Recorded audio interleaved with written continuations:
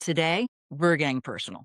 We're talking about a belief that sounds totally reasonable, maybe even responsible, but is actually keeping a lot of people, helping professionals, stuck. What do you think about that, Angie? Uh, is what I think. So, we're not just talking about it in theory. We're starting something in this community because of this conversation. So, stick with us to the end because we're going to let you know what that is. But before we get into our own stuff, I just want to ground us for a sec because we're talking about limiting beliefs. And it's one of those phrases I think that we just hear all the time in this work, but it's kind of worth actually clearing it up and defining, right? Because it is one of those, maybe it's jargony a little bit, but we do hear it thrown around a lot. And when it comes to catching one in real time, I think that's really where the skills are needed to do that, or practice is needed. So to me, and maybe Angie, you might have a different definition, but to me, a limiting belief is a thought you've mistaken for a fact, one that would quietly restrict what you believe in is possible for yourself. What are your hmm thoughts?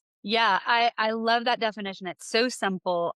But I remember this, I think, was the biggest thing that I got out of coaching as a client. I was like, wait, that's not true. I had so Totally. many of those moments with my coach that a thing that I just thought was like the way everybody thought of it or just the way it was not actually true. So true. So powerful to have someone in your corner to test and poke and prod and question because man was I living a certain way because I was just believing all this stuff as fact. Totally.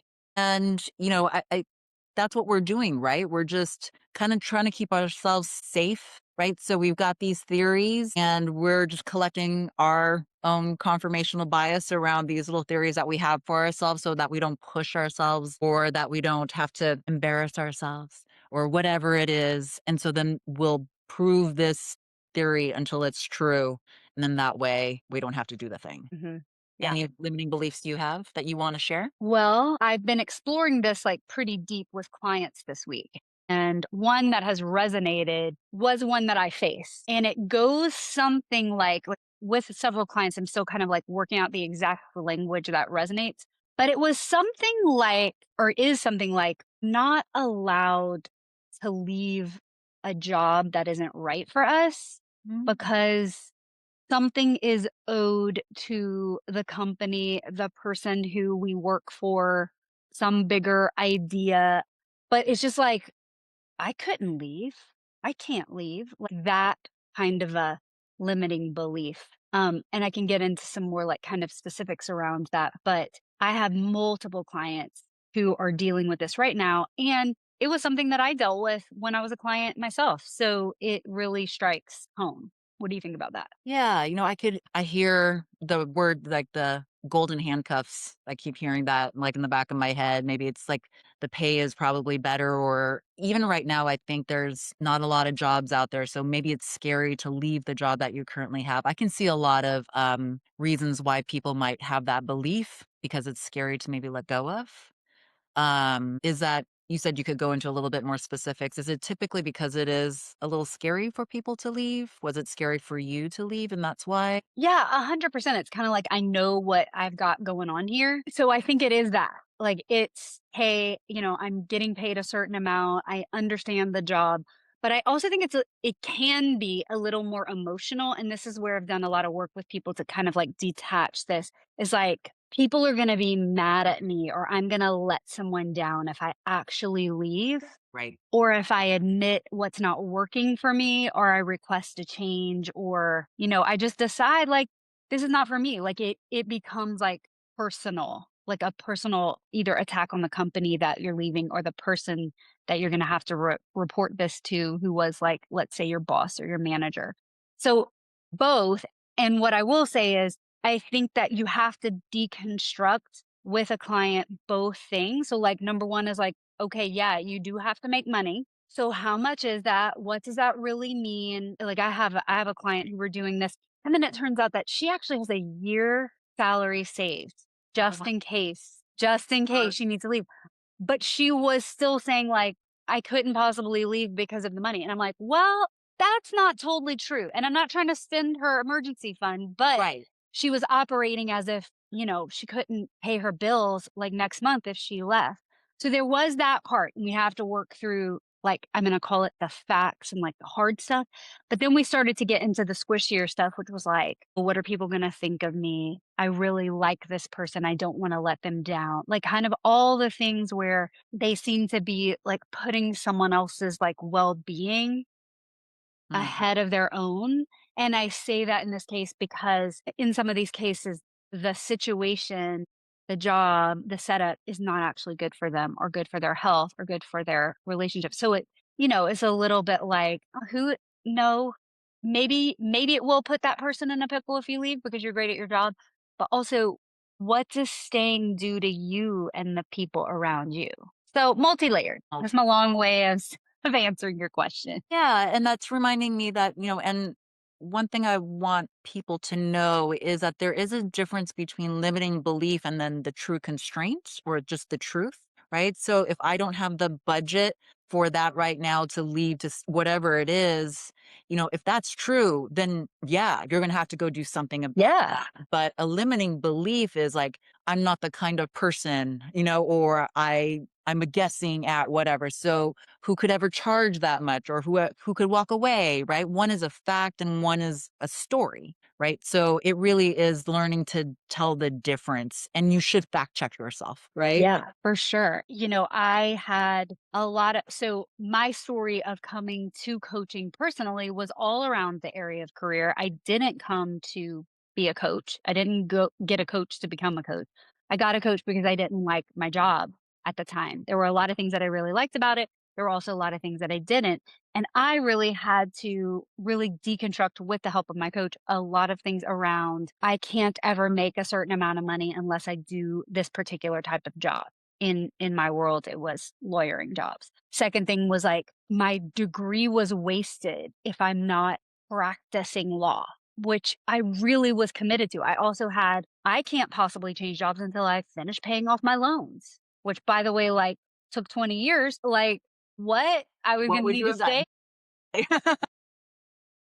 So there were just like we just had like an onion to peel back the layers and all these things. Yeah. And it was really helpful just to have someone who just said like, but what if that's not true?" And I was like, "Oh, wow, I was so just steeped in my own vantage point of things that it didn't occur to me." Like that's the right way to say it. It didn't occur to me to Right. question. Totally. I just thought, "Wait, this is not the truth?" Absolutely. But I have so much proof. This is what it's supposed to be, right? And then you just never think to question it. And I love that you say that because we do. We need to fact check. Like most things, right? Like see if Yeah. it lands true for you, for others, whatever, but really for our own selves, like things that we're so tied to, right? Especially when I always get curious when I'm trying to talk myself out of something, right? It's like, and then I have all the proof for it, right? It's like, wait a minute, right? That's when I Do you have an know I example? need to be like, wait, what am I saying? I'm like, "Do you have an example?" Well, for me, I always go back to this one, which is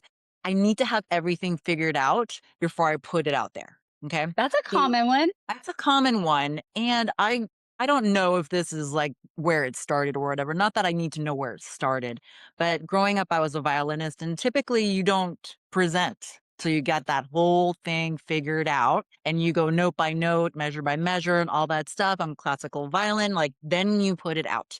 And if you didn't do that, you kind of get fucked, right? So, right? And you're getting judged, you're getting all this stuff. So, Like, no one's seeing your rehearsals.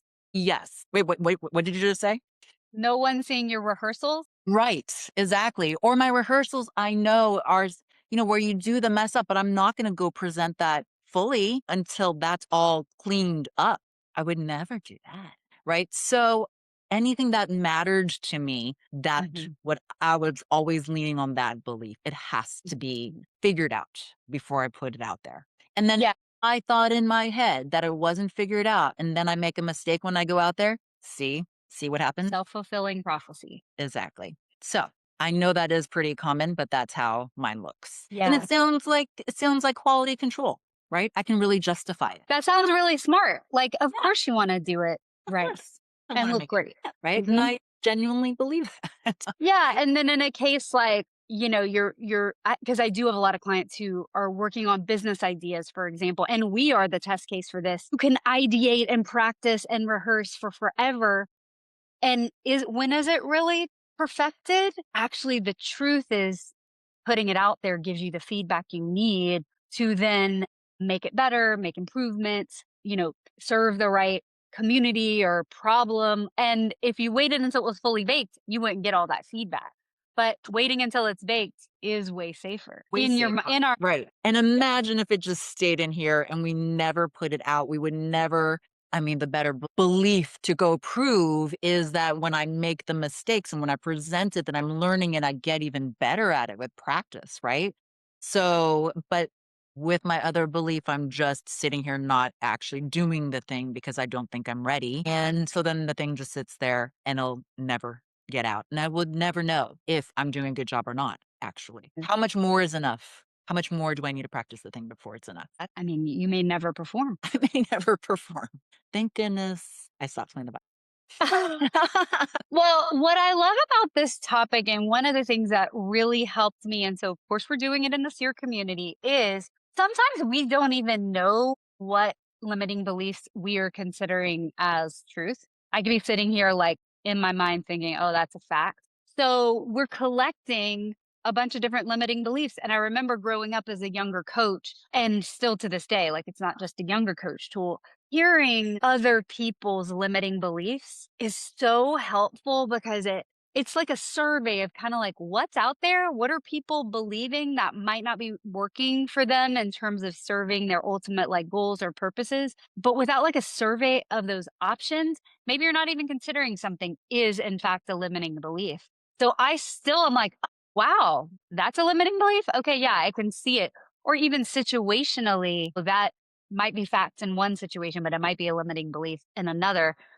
So we're kind of like crowdsourcing limiting beliefs so that we can talk about it. This was something that we would do in our previous work together was like, what are some examples? Because it helps so much. It helps us just to kind of like be on the lookout of what might be getting in our own way or client's way. And I have to say, when I heard someone else with my same limiting belief, I was like, oh my gosh. And I'm not just this unique little broken self with this weird belief. It's like, right, okay, kind of made it feel okay. And yeah, let's work on it together. So I loved that. I didn't want to be the only weirdo to Yeah, work on it. community is good for that too, right? Community is very good for You're that. not alone. Not alone. And so what Andy's talking about on the first March 31st, we have a practice lab. We're collecting all of these limiting beliefs together so that we could come together and talk about that. And, it's our little safe space where we get to discuss and hear how these limiting beliefs are affecting us and what we're doing about them. So as you're listening today, we want you to be thinking, what's my limiting belief? How many do I have? Because we want that in our thread too. So put it in the chat as well. Please share. Yeah, you'll be surprised there could be a limiting belief that you hear that someone says that you're like, again, wow, I didn't think of that. And then you might think something is so obviously a limiting belief that someone else is 100% believing. So even the most quote unquote obvious to you, we want to hear them because I will tell you again, my mind was blown multiple times at the beginning of my coaching relationship because I was just like, wow, that's not true. I think that was one of my most common reactions was like, that's not a fact. You don't believe that too. And yeah, wow. Yeah, I remember my coach was just like, wait, why? I remember she would just stop me periodically. Wait, why do you believe that? Why do you think that? I don't even think she used believe at that time. Just why do you think that? She just stopped me. I'm like, well, and then I would have to say, and then she just kept poking holes into this. And I'm like, oh my God, what are you saying to me? And some things that seemed really simple too, but really I just was creating little roadblocks, right? And so making sure that I didn't get to the goal because the goal was actually scarier. So again, us as helping professionals, even hearing other people's limiting beliefs, because there might be some that you haven't heard of, right? It's like, oh, and I've heard someone say that. And like Angie's saying, like, I didn't really even realize that could be one, right? Just adds to our toolkit, Yeah, because that's which is what we're doing. adding to the toolkit. You guys are gonna have a huge toolkit. I'm just saying. Yep. All right, join us on the 31st so you can hear all these limiting beliefs and catch the ones that, you might not even be aware holding you back. Yes, and Angie said this one thing one time that I'm just gonna say over and over again because as we grow, our clients grow. So that's our whole philosophy. Come do this work with us, and we'll see you there.